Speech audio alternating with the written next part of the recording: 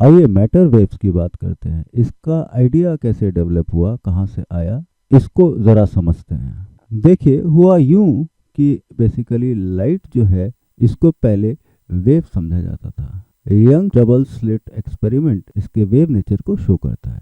उसके बाद photo electric effect से इसका पार्टिकल नेचर एस्टेब्लिश हुआ। तो ये बात सामने आई कि जो लाइट है बेसिकली वो वेव की तरह भी बिहेव करती है सर्टेन कंडीशंस में, और पार्टिकल की तरह भी।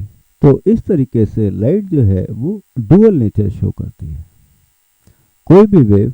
तो यहीं से बेसिकली सबसे पहले डी ब्रॉगली ने हाइपोथेसिस दी कि जिस तरीके से वेव पार्टिकल की तरह बिहेव करती है, उसी तरीके से जो पार्टिकल है वो वेव की तरह बिहेव करता है। कोई खास रीजन नहीं दिया इस बात का, बस यहाँ पर यह माना गया कि नेचर सिमेट्रिकली बिहेव करता है। तो अगर वेव पार्टिकल की तरह बिहेव करती है तो पार्टिकल वेव की तरह भी बिहेव करता होगा। तो जो डी ब्रॉगली थे उन्होंने कहा कि अगर m मास का कोई पार्टिकल है, उसकी स्पीड v है, v स्पीड से मूव कर रहा है, तो वो एक वेव की तरह भी बिहेव करेगा, और जब वेव की तरह बिहेव करेगा तो उससे एसोसिएटेड वेवलेंथ होगी lambda equals h by p, या हम कह सकते हैं h बाई एम बी।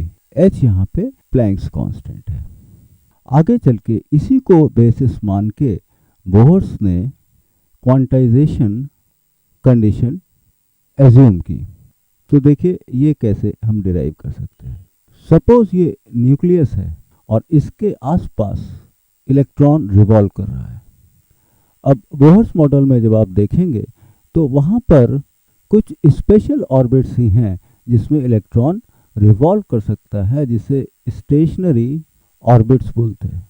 तो बोहर ने माना कि इलेक्ट्रॉन उन्हीं ऑर्बिट्स में रिवॉल्व कर सकता है जिसमें बेसिकली एक इस तरीके का स्टेशनरी वेव का पैटर्न बन रहा हो। उस समय जो वेव के बारे में जानकारी थी उस हिसाब से ये ठीक भी था। जब यहाँ पे इस तरीके का पैटर्न बन रहा है, एक स्टेबल पैटर्न की तरह, एक स्टैंडिंग वेव की तरह, तो वही ऑर्बिट्स स्टेबल मानी उन्होंने। उन्हीं ऑर्बिट्स में इलेक्ट्रॉन्स रिवॉल्व कर सकते। सपोज ये रेडियस r है तो इसका सर्कमफ्रेंस देखेंगे तो ये हो जाएगा 2 पाई r। अब ये 2 पाई r ऐसा होना चाहिए कि ये लैम्डा का इंटीग्रल मल्टीपल होना चाहिए। हम इसको लिख सकते हैं n लैम्डा। तो यहाँ पे देखिए हम क्या लिख सकते हैं, 2 पाई r इक्वल्स n, लैम्डा को क्या लिख सकते हैं, h बाई एम बी। यहाँ से आ जाएगा m b r equals n h by 2 pi. ये बेसिकली क्या हो गया, ये हो गया angular momentum of electron in the orbit. इसको हम L से डिनोट करते हैं।